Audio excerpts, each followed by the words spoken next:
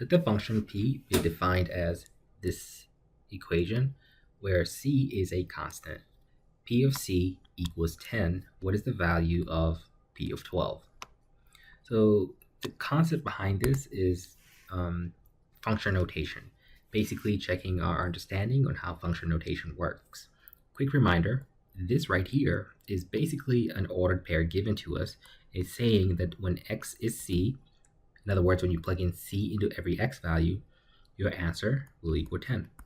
So that's what we're going to do in this equation. That's going to be step one. Anywhere we have an x, we're going to replace that x with a c.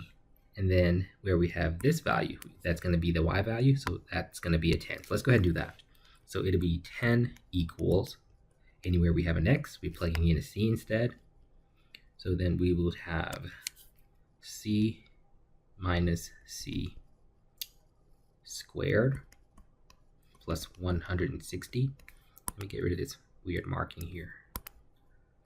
All right, and then that thing is divided by 2c. So once again, I know this might be confusing, but function notation, given this, understand that you have an ordered pair. This is the x value, the x component of that point. This is the y component. So that's what we've done. We plugged in the y component where it needs to be and the x component where it needs to be. The rest is algebra. So if you're noticing, these cancel because c minus c is 0. 0 squared is just 0. So what are we left with? 10 equals 160 over 2c. Still using algebra to solve for this. Multiply both sides by 2c. So we end up having 20c equals 160 because these canceled. So divide both sides by 20, c ends up being 8. Now that we know c is 8, we can plug that known value into the original equation so we can finish working on this problem.